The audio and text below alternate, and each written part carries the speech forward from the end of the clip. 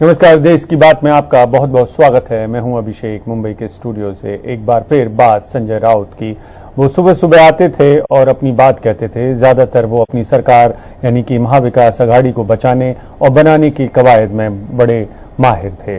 उनकी बातें अक्सर केंद्र के को लेकर भी होती थीं और वो बीजेपी पर निशाना भी साधते थे। लेकिन अब बातें नहीं होंगी, ना ही सुबह सुबह बाइट मिलेगी, ना ही वो ट्वीट कर पाएंगे। ईडी की गिरफ्त में है वो। बीती रात उन्हें गिरफ्तार कर लिया गया और आज एक प्रक्रिया के तहत पीएमएलए कोर्ट में उन्हें पेश किया गया। जांच एजेंसी ने कोर्ट से 8 दिन की हिरासत मांगी थी। अदालत ने 4 दिन की हिरासत मंजूर की। पत्राचाल घोटाले में संजय राउत को गिरफ्तार कर लिया गया है। खबर है कि कल संजय राउत के घर में ईडी ने तलाशी भी ली, जहां 11.5 लाख रुपए कैश भी मिले हैं। उनके भाई ये कह रहे हैं कि इस पैसे से दरअसल उनका ज्यादा लेना देना नहीं है, क्योंकि वो पार्टी का पैसा था और पार्टी को ने अयोध्या के लिए वो पैसा रखा हुआ था और उस एनवेलप पर एकनाथ शिंदे लिखा हुआ है, अयोध्या लिखा हुआ है। अयोध्या के लिए पैसा तैयार किया गया था। और संजय राउत की गिरफ्तारी के बाद उनकी मां से मिलने के लिए उद्धव ठाकरे उनके घर पहुंचे। वो भी ये कह रहे हैं, उद्धव ठाकरे भी ये कह रहे हैं कि शिवसेना को और मराठा लोगों को खत्म करने की ये साजिश है। उन्होंने कहा कि शिवसेना मराठी हिंदू लोगों की आवाज उठाती है। एक तरीके से दमन की नीति से ये किया गया है।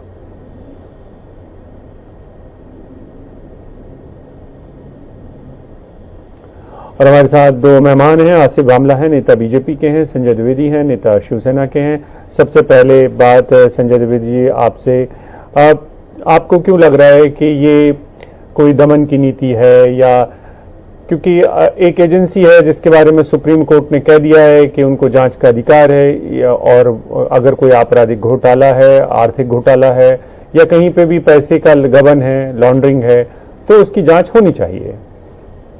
नहीं अभिषेक जी, में जांच होनी चाहिए। जांच एजेंसियां इसीलिए बनाई गई थी। वो भाजपा ने बनाई थी, वो कांग्रेस ने बनाई थी। और ईडी, सीबीआई, आईटी, ये सब चीजें, एनसीबी, ये सब कांग्रेस द्वारा बनाई गई है, वो सरकारों द्वारा बनाई गई है। अब किस लिए बनाई गई है? कि सब जो हमारा कोई भ्रष्टाचार न कर सके, कोई गलत कार्य न कर सके, कोई केस अगर रीओपन नहीं हो रहा है, जिसमें जांच नहीं हो पा रही, तो उसकी सीबीआई जांच करे। अगर 10 का मामला आ रहा है तो अब तो उसकी एनसीबी जांच करे। अब अडानी के पोर्ट पे कि करोड़ों रुपए का टैक्स मिल रहा है, क्या जांच हुई मुझे बता दीजिए। तो कोई पूछा पांच हुई बता दीजिए। दूसरी बात, गुजरात में देखिए हार्दिक पटेल या और भी जितने नेता हैं जिनके खिलाफ केस चल रहे थे, इन्होंने बड़े आराम से केस उनके वापस ले लिए और उनके पास आ गए। अब आप महाराष्ट्र में देख लीजिए, भाई उत्तर प्रदेश में जांच चल रही ईडी की, या मध्य प्रदेश में चल रही, बिहार चल रही, बताइए नहीं चल रही। अब महाराष्ट्र में क्यों चल रही? कि साहब इन्होंने सबसे पहले नवाब मलिक को पकड़ा, इन्होंने सबसे पहले एक मंत्री, सीपी के मंत्री को पकड़ा कि सब पार्टी टूट जाए, नहीं टूटी पार्टी, उनको जेल भेज दिया। इन्होंने हमारे सांसदों को पकड़ा, जो हमारे सांसद और विधायक जो आज गए वहां पे, कम से कम 20 से 25 सांसदों के खिलाफ ईडी कार्रवाई चल रही है। मानी भावना गौरी के खिलाफ ईडी कार्रवाई चल रही है। किरीट सोमैया भारतीय जनता पार्टी के नेता हैं, चीख चिल्लाते रहे अभी तक 2 दिन पहले, अब उनकी आवाज बंद हो गई, अब वो पाक साफ हो गए। लेकिन बात दुर्भावना की है, जो मामला है वो 2008 का है। 2019 तक हम इनके साथ में थे, संजय राउत अच्छे थे, कोई दिक्कत नहीं थी। या अजीत दादा पवार, जिनको चक्की पिसवाई कहा जा रहा था कि सब चक्की पिसवाएंगे, उनके संग 80 घंटे सरकार बना ली, कोई दिक्कत नहीं हुई। 2014 में एनसीपी से समर्थन ले लिया, कोई बात नहीं हुई। आज जब एनसीपी और शिवसेना कांग्रेस सरकार बना ली तो एनसीपी के नेता भ्रष्टाचारी हो गए और कांग्रेस के भ्रष्टाचारी हो गए। संजय जी, मुझे ये बताइए कि कोई किसी के साथ सरकार बनाता है या नहीं बनाता है, तो क्या उससे अपराध की जो मामला है वो कमजोर हो जाता है क्या? नहीं, मैंने अभिषेक ये चीज की है। मैंने क्या कहा आपको कि अभी जो हमारे डिफ्लेक्शन हुआ है, जो हमारे विधायक गए हुए हैं शिंदे जी के साथ, उनको मुख्यमंत्री बनाया, 3 दिन हो गए मंत्रिमंडल नहीं बना पाए, उनके लोग ईडी चार्ज चल रहे हैं। तो उनके ऊपर ईडी चार्ज चल रहे हैं, तो उनको क्या, जब तक वो 5 साल ना हुआ था ईडी। हमारे साथ बीजेपी के आसिफ बामला भी हैं। बिल्कुल आसिफ जी, ये बताएं कि आपकी नजर में संजय राउत के खिलाफ जांच होनी चाहिए, तो भावना गवली के खिलाफ भी जांच होनी चाहिए, और क्योंकि उनकी तो प्रॉपर्टी अटैच्ड है, उनको भी सबसे पहले तो मैं शिवसेना के जो प्रवक्ता उन्हें जवाब दे दूं कि अभी आवाज फिर सुमैया की बंद नहीं हुई, आवाज संजय राउत की बंद हो गई, जो हर सुबह 9 बजे इन पत्रकारों को झेलना पड़ता था। और वही एक कारण रहा है ये सरकार जो उथल पुथल हुई। हम तो अंदरूनी तौर पे शुक्रगुजार है कि संजय राउत जी, और हमने तो कहा था कि जाहिर रूप से उनका अभिनंदन करना चाहिए, क्योंकि आज जो परिस्थिति हो रही है सेना की, इसके जिम्मेदार सिर्फ और सिर्फ जो है संजय राउत जिम्मेदार है। एक बात। दूसरी बात, ये विषय जो आज का नहीं है, जब महाविकास आघाड़ी की सरकार थी, जब आप ये जानते हैं कि पहला इशू नहीं, मुझे जरा बोलने दीजिए, इन्हें आपने बहुत वक्त दिया था तो मुझे जरा शुरू में बोलने नहीं, मुझे जरा बोलने दीजिए, जितना वक्त उन्हें दिया था अभिषेक भाई, उतनी कृपा मुझ पर भी करिए कृपा करके। तो मेरा कहने का मतलब ये था कि इनकी जो कड़ी खुलने लगी, जब पहली बार इन्हीं की सरकार में 100 करोड़ का स्कैम जो है खुला, और इन्हीं के नियुक्त जो है अधिकारी ने ये स्कैम खोला, और वहां से ये सारी कड़ियां खुलते गई और आज ही आई। आज मुझे ये बताइए, क्योंकि ये शिवसेना के बड़े नेता है तो क्या इन पे कार्रवाई नहीं होनी चाहिए? क्या ये उद्धव ठाकरे जी के सब करीबी है तो उनसे इन पे कार्रवाई नहीं होती? ये लोगों का पैसा है, ये नया भारत है। अभिषेक जी, कोई बड़ा आदमी नहीं है, आपने गलत किया है, आपको यातायात यकीनन जो है प्रताप देना पड़ेगा। प्रॉपर्टी अटैच है, ठीक, अरे ठीक है, आप हिसाब लीजिए ना। मेरा ये कहना है कि आप हिसाब प्रताप सरनाईक से कब लेंगे, भावना गवली से क्यों लेंगे? क्योंकि इनकी तो प्रॉपर्टी भी अटैच उस तरीके से नहीं हुई थी। आप तो सारी प्रॉपर्टी उनकी अटैच कर चुके हैं, प्रताप सरनाईक तो पूछताछ भी कर चुके हैं, तो आप उन लोगों को कब बुलाएंगे? देखिए, जब यदि उन्हें नहीं बुलाया गया, इसका मतलब ये नहीं कि आगे नहीं बुलाया जाएगा।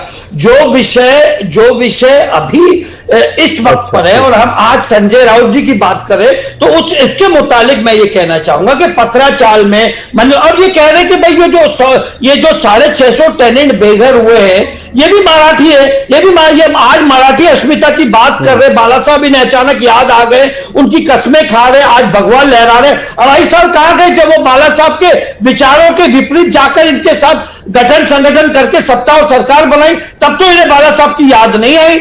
आज अब जब बुरा वक्त आ रहा है तब आपको बाला साहब की याद आ रही है। और आज इनका कहना यह है कि भाई चार एजेंसियां हैं। नहीं, आपको अजित पवार अच्छे कैसे लगने लगे थे जब उनके साथ आपने सरकार बनाई थी? तब भी तो वो सिंचाई घोटाले में शामिल थे, तब भी तो उनके खिलाफ जांच चल रही थी। आपको वो अच्छे लग रहे थे? देखिए, जब समीकरण बनता है, मुख्यमंत्री बन रहे थे।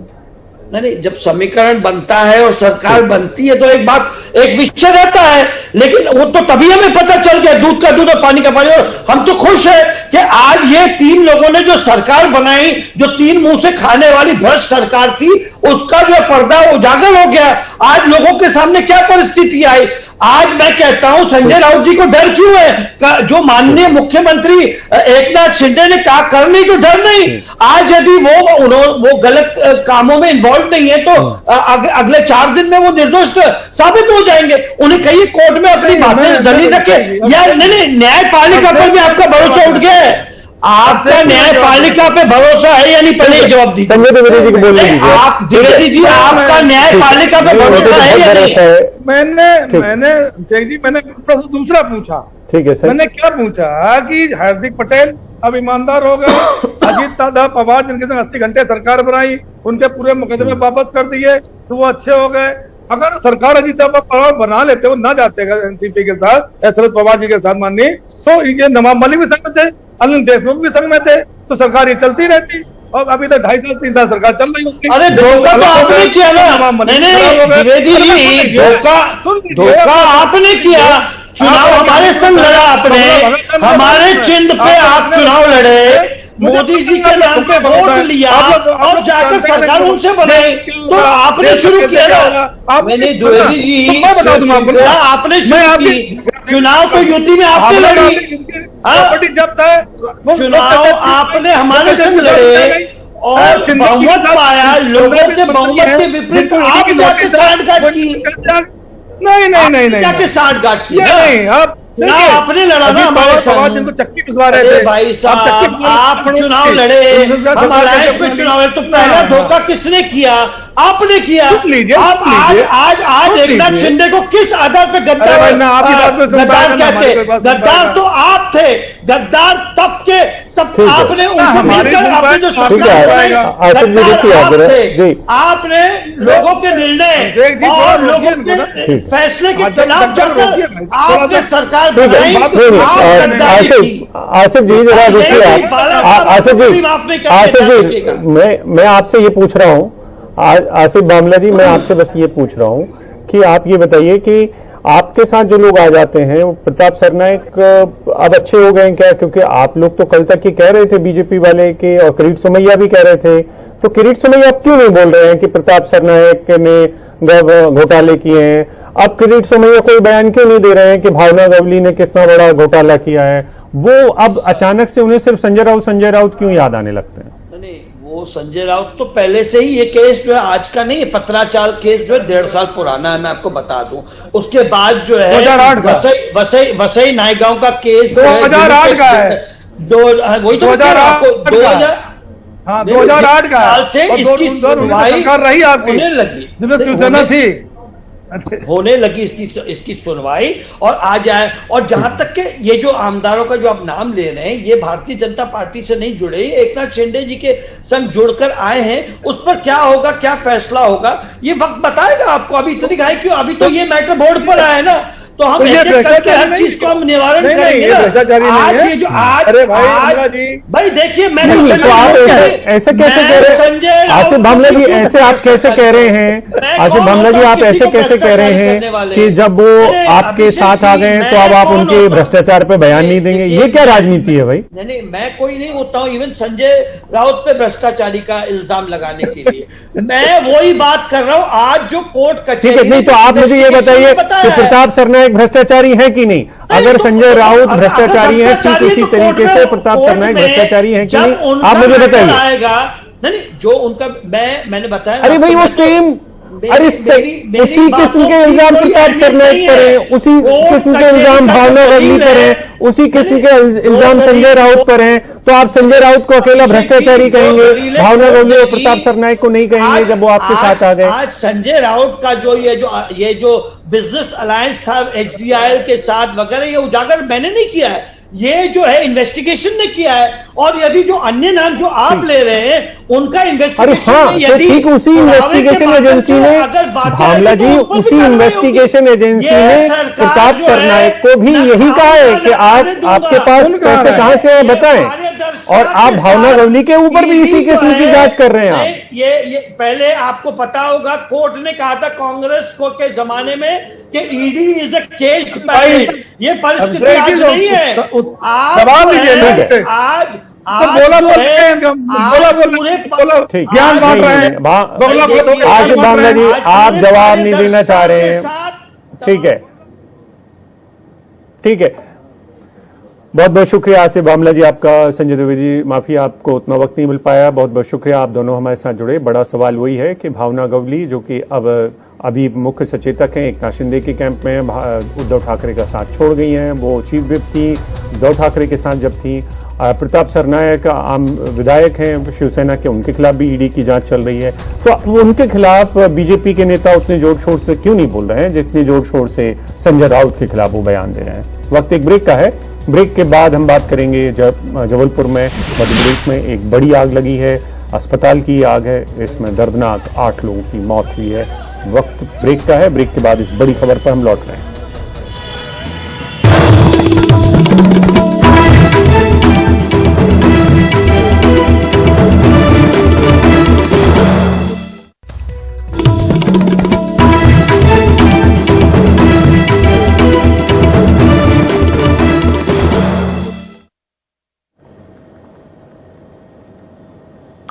और जबलपुर में मध्य प्रदेश में एक अस्पताल में बहुत बुरी आग लगी है। ये आग इतनी भयानक थी कि इसमें 8 लोग जलकर मर गए।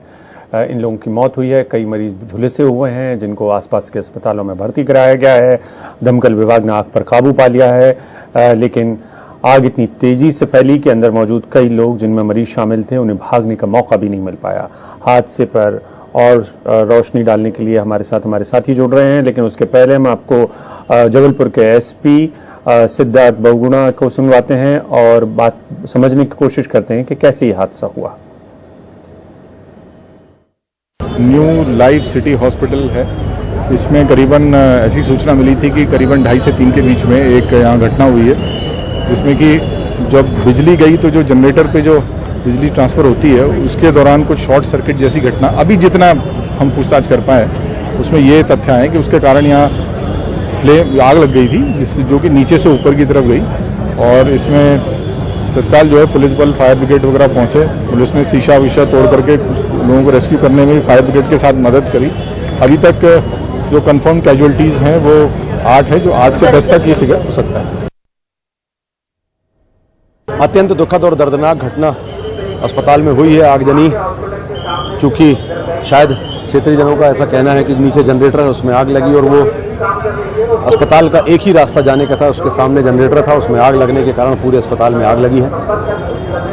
लोग ज़्यादा निकल नहीं पाए। अभी सिर्फ अंदाज है कि 20 के आसपास लोग अंदर रहे होंगे, स्टाफ और पेशेंट मिलाकर। और जानकारी के अनुसार 8 से 10 लोगों की मृत्यु हो चुकी है।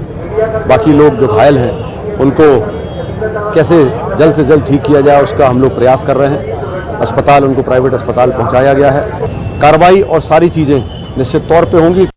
इस समय हम जबलपुर के एक ऐसे अस्पताल के सामने खड़े हैं जो अभी अभी हादसे का शिकार हुआ। New life multi speciality hospital है ये दमोह नाका शिवनगर में स्थित है। इस हॉस्पिटल में लगभग 2 बजे एक हादसा हुआ। जो बाहर जनरेटर रखा है, इस जनरेटर से आग लगना शुरू हुई और चूंकि आने जाने का रास्ता एक ही था, इसलिए जो अंदर के लोग थे वो भीषण आग के चलते बाहर नहीं भाग पाए। इस भीषण दुर्घटना में 8 लोगों की मौत हो गई है और कई सारे लोगों को आसपास के हॉस्पिटलों में भेजा गया है। पुलिस प्रशासन मुस्तैदी से काम कर रहा है, आग बुझा ली गई है। लेकिन सबसे बड़ी बात यह प्रश्न चिन्ह लगाया जा रहा है कि एक व्यावसायिक 2 दुकानों में हॉस्पिटल बना दिया गया। प्रशासन ने इस पर जांच के आश्वासन दिए हैं और कहा है कि जबलपुर की सभी अस्पतालों की जांच की जाएगी। जबलपुर के एसपी सिद्धार्थ बहुगुणा ने 8 मौतों की पुष्टि की है और वो उनका मानना है कि अभी हो सकता है कुछ मौत और भी बढ़ें। जबलपुर संजीव चौधरी। हमारे साथ ही जबलपुर से संजीव चौधरी जुड़ रहे हैं, जिनको आप अभी थोड़ी देर पहले रिपोर्ट देते हुए देख रहे थे मौके से। अब संजीव, अभी हालात कैसे हैं और दूसरा इनको कहां भर्ती कराया गया? तीसरा ये कि इस अस्पताल के मालिक के बारे में कुछ पता चल पाया?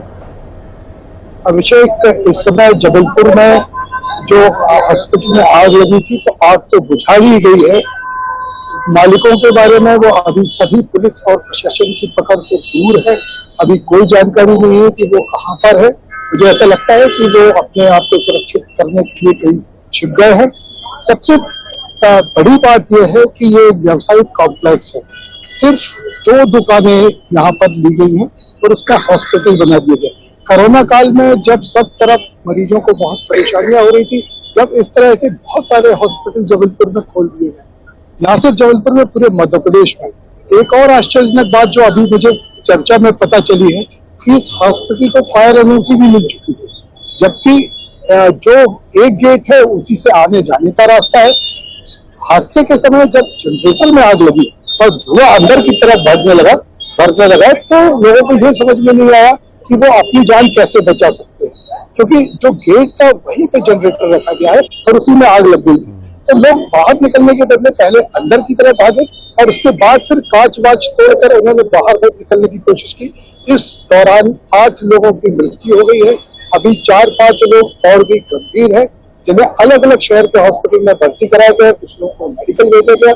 अभी जबलपुर के महापौर जो अभी नवनिर्वाचित थे जगत बहादुर सिंह नन्नू, वो आए थे। उन्होंने कहा है कि उनके शपथ लेने के बाद ही वो सभी हॉस्पिटलों की जांच कराएंगे और ये देखेंगे कि अब ऐसा हादसा जबलपुर का ना हो।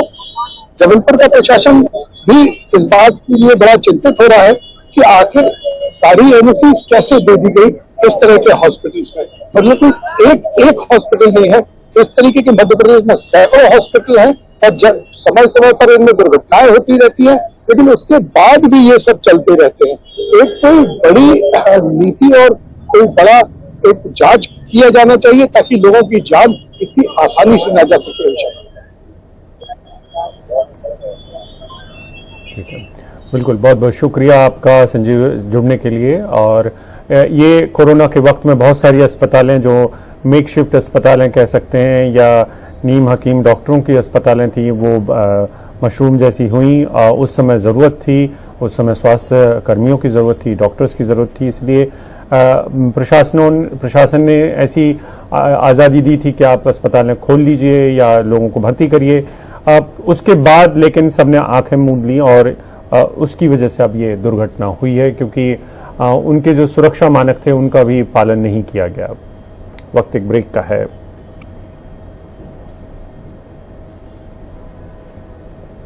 ब्रेक पे जाने से पहले हम मध्य प्रदेश की एक और खबर लेके आए हैं और वो खबर है किस तरीके से मध्य प्रदेश में जब बीजेपी के राष्ट्रीय अध्यक्ष जेपी नड्डा पहुंचे हुए थे तो वो कह रहे थे कि भाई भतीजावाद को वो बिल्कुल शह नहीं देंगे और जो परिवारवाद है वो मध्य प्रदेश की राजनीति में नहीं पनपेगा। लेकिन अभी जो चुनाव हुए हैं, नगर निगम के चुनाव या स्थानीय निकाय के चुनाव में, उनकी लिस्ट में आपको पता चल जाएगा कि किस किस्म का भाई भतीजावाद या परिवारवाद बीजेपी में पनपा हुआ है। अनुराग द्वारी की रिपोर्ट। हमारी कोशिश है कि परिवार में पिता के बाद बेटा ले ले, इसको रोका जाए। हाँ, हमारे यहाँ भी कार्यकर्ताओं में और समाज के लोग तरह तरह से विषय को उठाते रहते हैं, लेकिन आपने देखा होगा कि उत्तर प्रदेश के अंदर हमारे यहाँ बहुत से एमपीज थे जिनके बेटे अच्छे सक्षम सब लोग हैं। मध्य प्रदेश में भी बहुत से हैं। तो सबको समझाना, बुझाना, बातचीत करना और आगे बढ़ना। आपके यहाँ भी शायद दो तीन बाई इलेक्शन आए थे, नतीजे बहुत पक्ष के नहीं आए और हम जीत सकते थे, लेकिन हम लोगों ने, हमारे अध्यक्ष जी बैठे हैं, हमारे मुख्यमंत्री जी बैठे हैं, ये हमसे कहते रहे कि ये सीट दिक्कत में पड़ जाएगी। हमने कहा पढ़ने दो, कोई बात नहीं, नीति है भैया, फॉलो करना पड़ता है। हिमाचल में हमारी एक सीट थी, मुसीबत में पड़ गई, जीती सीट, अब हार गए, लेकिन नहीं दिया, हमने कार्यकर्ता को दिया। इस वंश बेल के पक्ष में भी बीजेपी के तर्क हैं तो कांग्रेस हमलावर है। भारतीय जनता पार्टी का ये स्पष्ट मानना है कि कांग्रेस और कई सारे ऐसे राजनीतिक दल हैं क्षेत्रीय जिन्होंने परिवारवाद को बढ़ाने के चक्कर में उन राज्यों का और देश को दीमक की तरह खाने का काम किया है। भारतीय जनता पार्टी ने इसे चुनौती की तरह लिया है और अपने मूल कार्यकर्ताओं को आगे बढ़ाते हुए उन्हें टिकट दी है लोकल बॉडीज के चुनाव में, इस बात से बिना घबराए हुए कि परिणाम क्या होंगे। भारतीय जनता पार्टी एक मात्र ऐसी पार्टी है जिसकी कथनी और करनी में बड़ा अंतर है। पहले क्या कहा गया था, यहाँ नड्डा जी जब आए कि साहब राष्ट्रीय अध्यक्ष जी यहाँ हैं भाजपा के और वो कह रहे हैं कि भाई भतीजावाद नहीं चलेगा, लेकिन टिकट जब दिए गए तो महापौर के मामले में हो या फिर नगरीय निकाय के चुनाव हो, जिला पंचायत के चुनाव हो, खूब जम के भाजपा का परिवारवाद चला, भाई भतीजावाद चला। टिकट मिले, उनके जीतने पर जश्न मनाया गया। ये बताता है कि भारतीय जनता पार्टी कहती कुछ है और करती कुछ है और पूरी तरह से परिवारवाद में भाजपा लिप्त है।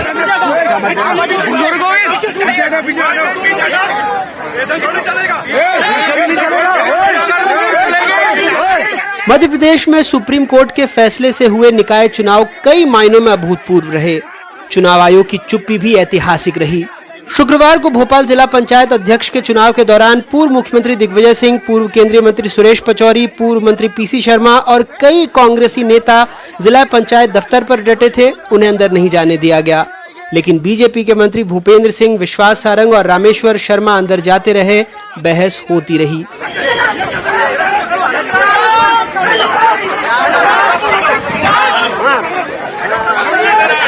मोहन भैया कहाँ जा रहा है?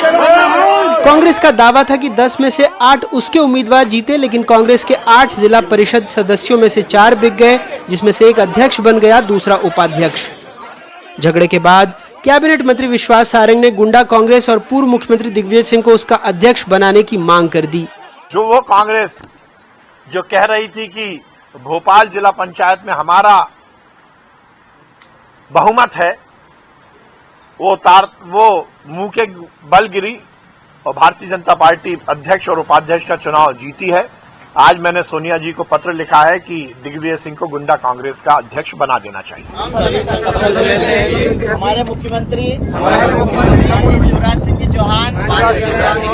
वहीं सीहोर के चुने सदस्यों का एक और वीडियो वायरल हुआ, जिसमें गंगा नदी में बैठकर वो सब शपथ ले रहे थे कि जिसको भी मुख्यमंत्री समर्थन करेंगे सभी सदस्य उसी व्यक्ति को वोट देंगे। साथ देंगे। ये माँ गंगा के किनारे सब शपथ लेते हैं। बोलिए गंगा मैया की। मध्य प्रदेश में इस बार निकाय चुनाव में बहुत कुछ ऐसा हुआ जो नहीं होना चाहिए था। पार्षद होटल रिजॉर्ट घूमे, खरीद फरोख्त के आरोप लगे, झूमा झटकी हुई, लेकिन चुनाव आयोग चुप रहा। बीजेपी अक्सर कांग्रेस पर परिवारवाद को लेकर हमलावर रहती है, लेकिन इस बार नेताओं मंत्रियों के रिश्तेदारों को जमकर टिकट बांटे गए। यही होता है कथनी और करनी का फर्क। मध्य प्रदेश में अपने ब्यूरो सहयोगी और भोपाल से कैमरा पर्सन रिजवान खान के साथ अनुराग द्वारी, एनडीटीवी इंडिया।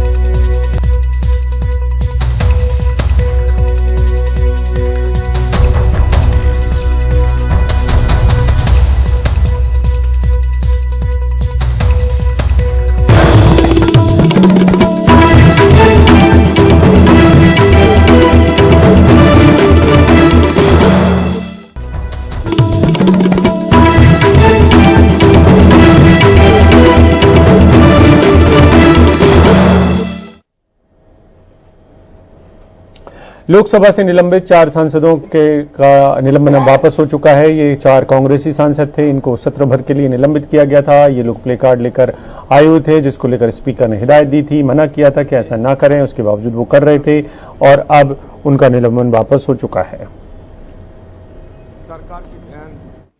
मैं सभी दलों से यह आग्रह भी करूंगा, निवेदन भी करूंगा कि वो प्ले कार्ड लेके नहीं आए, क्योंकि प्ले कार्ड लेकर आप आसन के सामने लाएंगे तो सदन के अंदर जो भी आसन में बैठे हैं उसकी मर्यादा बनाए रखने के लिए, सदन की मर्यादा बनाने के लिए हमें न चाहते हुए भी कार्रवाई करनी पड़ती है। हम किसी सदस्य को, उसको जनता ने चुनकर भेजा है, हम किसी सदस्य को संसद की कार्रवाई में हिस्सा न ले, ये हम कभी नहीं चाहते, कोई भी नहीं चाहता। इसलिए मेरा आपसे आग्रह है, सभी दल के नेताओं से आग्रह है कि प्ले कार्ड लेकर सदन में नहीं आए। ये मैं अंतिम बार उनको मौका दे रहा हूं, लेकिन प्ले कार्ड लेके आएंगे तो मुझे न सरकार की सुनूंगा न इधर की सुनूंगा, मुझे कार्रवाई करनी पड़ेगी। सर, जैसे आपने कहा और श्री अधीर रंजन जी ने कहा है कि हम पूरा नियम और प्रोसीजर फॉलो करेंगे। नियम और प्रोसीजर में ये स्पष्ट है कि without any ambiguity that is a clear that it is very very clear that they can not bring play cards and that's why मैं ये कहना चाहता हूं कि आपके आदेश के अनुसार वो आदेश पालन करना चाहिए। विथ दिस रिक्वेस्ट मैं जो सस्पेंड हुआ है उन एमपीज का सस्पेंशन विथड्रॉ करने के लिए मूव करता हूं। और हावड़ा के पास भारी मात्रा में कैश के साथ पकड़े गए 3 कांग्रेस विधायकों के मामले में अब एक नया मोड़ आ चुका है। ऑपरेशन कमल का आरोप लगाने वाली झारखंड की राजनीति में अब इस तरीके का कहा जा रहा है कांग्रेस की तरफ से कि ऑपरेशन कमल जो है वो नाकाम हो चुका है। कांग्रेस के एक विधायक ने झारखंड में शिकायत दर्ज कराते हुए आरोप लगाया है कि झारखंड में सोरेन सरकार को गिराने की साजिश रची गई थी, जिसके लिए प्रति विधायक 10 करोड़ रुपए और मंत्री पद का लालच दिया जा रहा था। शिकायत में असम के मुख्यमंत्री हेमंत बिस्वा शर्मा की ओर इशारा किया गया है। कांग्रेस की शिकायत पर हेमंत बिस्वा शर्मा का कहना है कि सारे आरोप बेबुनियाद हैं और कांग्रेस में लंबे समय तक रहने की वजह से पार्टी में उनके कई दोस्त हैं जो उनसे मिलने आते जाते रहते हैं। इस बीच गिरफ्तार 3 विधायकों की जमानत अर्जी खारिज हो गई है और उन्हें 10 दिन की रिमांड पर भेज दिया गया है। मामले की जांच अब सीआईडी को सौंप दी गई है। क्या इश्यूज थे जिसकी वजह से आज आपने हंगामा किया और सदन की कार्रवाई नहीं चल पाई? देखिए, राज्यसभा के अंदर अलग अलग पार्टीज के, खासकर कांग्रेस पार्टीज के एमपीज 267 के तहत बहुत सारे नोटिस पिछले 10 दिन से 2 हफ्ते से देते आ रहे हैं। आपको पता है जीएसटी के ऊपर नोटिस दिए, पेट्रोल डीजल गैस के दामों के ऊपर दिए, सुरक्षा के ऊपर दिए, गिरता हुआ रुपया के ऊपर दिए, ईडी आईटी और सीबीआई का दुरुपयोग हो रहा उसके ऊपर हम लोगों ने नोटिस दिए, अग्निपथ के ऊपर नोटिस दिए। आज मेरी नोटिस अग्निपथ पे थी, लेकिन अब तक किसी भी तरह का चर्चा वहां पे हुआ नहीं। लेकिन आज जो जिस तरह से संजय राउत जी को उन्होंने अरेस्ट किया है और जिस तरह से सरकार गिराने के लिए झारखंड में जिस तरह से उन्होंने महाराष्ट्र में किया, उसी तरह की हरकत जो वहां पे हो रही है। आसाम का मुख्यमंत्री जाके वहां पर बैठकर ये सभी जो करवा रहे हैं, इसको लेके खूब हंगामा हुआ, खूब नारेबाजी हुई। वहां पे हम लोगों ने भी सवाल किया, नारों में हम लोगों ने पूछा कि आखिरकार ये जितने भी पहले जिनके ऊपर ईडी और आईटी के नोटिस दिए गए थे, आज जो भाजपा में जाके ज्वाइन हुए, आसाम का मुख्यमंत्री हो सकता है, शुभेंदु अधिकारी जी हो सकते हैं, वो प्रताप सरनाइक जी हो सकते हैं, जादव हो सकते हैं इसमें महाराष्ट्र में, और बहुत सारे टीडीपी के एमपीज वहां पे ज्वाइन कर लेते। इन तमाम लोगों के ऊपर कब कार्रवाई होगी? 40% की जो कर्नाटका की जो सरकार चल रही है उसके ऊपर कब इंक्वायरी होगी? झारखंड के जो कांग्रेसी विधायकों को जो गिरफ्तार किया गया है, इसको लेकर आपने क्या इशू आज रेज किया? देखिए, आज इसी जो सीबीआई ईटी आईडी का जो दुरुपयोग है, जो जिस तरह से वो लोग एक के बाद एक सरकार को गिराने की जो साजिश कर रहे हैं, उसको लेकर खूब नारे हम लोगों ने वहां पे लगाए। आप कह रहे हैं, आप ये गंभीर बात कह रहे हैं, आप ये कह रहे हैं कि ये सरकार गिराने की साजिश का हिस्सा है? बिल्कुल सरकार गिराने की साजिश का। आप महाराष्ट्र में क्या थे, जितने शिवसेना के लोग गए उसमें 13 लोगों के ऊपर ईडी का नोटिस रेडी किए थे, नोटिस दिखाए, डराए धमकाए, उनको शिवसेना से तोड़ ताड़ के ले जाके अपनी सरकार बनाए। और असम के मुख्यमंत्री हेमंत बिश्वा शर्मा कह रहे हैं कि ये सब आरोप बेबुनियाद है, जिनके बारे में उनके ऊपर इल्जाम लग रहे हैं। ये तो एक विधायक का बात है, कांग्रेस का बड़ा दिग्गज जो एकदम में टॉप मोस्ट बोल सकता हूँ, वो सब भी मुझको मेरा साथ संपर्क में रहता है। कोई पॉलिटिक्स का बात नहीं करता है, लेकिन जब 22 साल एक व्यक्ति एक पार्टी में रहता है, संपर्क तो रहता है, तो इसके लिए कोई एक केस हो, कोई एक एफआईआर दर्ज करे, पता नहीं है कांग्रेस का क्या हो चुका है। और कांग्रेस नेताओं के खिलाफ केंद्रीय मंत्री स्मृति ईरानी का जो मामला है मानहानि का, जो दिल्ली हाईकोर्ट में पहुंचा हुआ है, उस मामले में दिल्ली हाईकोर्ट ने आदेश जारी कर दिया है। दिल्ली हाईकोर्ट ने कहा है कि पहली नज़र में ऐसा लगता है कि जो आरोप लगाए जा रहे हैं वो गलत हैं, और पहली नज़र में उनको इसलिए ये सब कुछ गलत लग रहा है क्योंकि स्मृति ईरानी या उनकी बेटी के नाम पर किसी बार का लाइसेंस नहीं है, ना ही वो रेस्टोरेंट और बार की मालिक हैं। स्मृति ईरानी या उनकी बेटी ने कभी भी लाइसेंस के लिए आवेदन भी नहीं दिया था। हमारे साथ आशीष भार्गव। आशीष, बताएं क्या क्या हुआ, और कांग्रेस के जो नेता हैं जिन्होंने ट्वीट किया था उनके बारे में या उनकी दलीलें क्या है? जी देखिए, शुक्रवार को एक फैसला दिल्ली हाईकोर्ट ने दिया था। स्मृति ईरानी का जो 2 करोड़ रुपए का मानहानि का दावा था पवन खेड़ा, जयराम रमेश और नेता डिसूजा पर, और उस मामले में दिल्ली हाईकोर्ट ने तीनों नेताओं को कहा था कि 24 घंटे के अंदर वो जो ट्वीट है वो अपने हटा लें, वरना ट्विटर को कहा था कि इसके बाद ट्विटर इसको हटाए अगर ये लोग नहीं हटाते हैं। तो समन जारी किया था और जवाब मांगा था तीनों नेताओं से। तो यहाँ पर अब विस्तृत आदेश अपलोड हुआ है, और जो हाईकोर्ट है उसने कहीं ना कहीं माना है कि पहली नजर में जो दस्तावेज जो कागजात जो एफिडेविट दाखिल किया है स्मृति ईरानी ने, उससे साफ होता है कि ना तो वो या उनकी बेटी किसी बार की मालकिन है, ना ही उन्होंने कभी लाइसेंस के लिए अप्लाई किया, और ना ही जो गोवा सरकार ने जो शो कॉज नोटिस भेजा था उनमें उनका नाम है। साथ ही ये भी कहा है कि पहली नजर में लगता है कि ये तीनों नेताओं ने आपस में मिलकर उनके खिलाफ जो है साजिश रची, उनकी सार्वजनिक जो छवि है उसको खराब करने की, प्रतिष्ठा को धूमिल करने की कोशिश की है, इसलिए उनको समन किया गया है। काफी अहम है ऐसे मोड़ पर जहां पर कांग्रेसी नेता कह रहे थे कि वो अपनी जगह ठीक है और वो अदालत में पेश होकर अपनी दलील देंगे। तो 15 नवंबर को ये सुनवाई होनी है आदेश के मुताबिक, लेकिन फिलहाल दिल्ली हाई कोर्ट ने पहली नजर में जो बात स्मृति ईरानी कह रही थी ये मान लिया है कि पहली नजर में लगता है जैसे ये मानहानि का केस है और सार्वजनिक छवि को, प्रतिष्ठा को ठेस पहुंची है स्मृति ईरानी और उनके परिवार की कांग्रेस नेताओं के इस तरीके से प्रेस कॉन्फ्रेंस करने और ट्वीट करने से बिना वेरीफाई किए ही तथ्य ये दिल्ली हाई कोर्ट ने कहा। ठीक, बहुत बहुत शुक्रिया आशीष इस पूरी जानकारी के लिए। वक्त एक ब्रेक का है।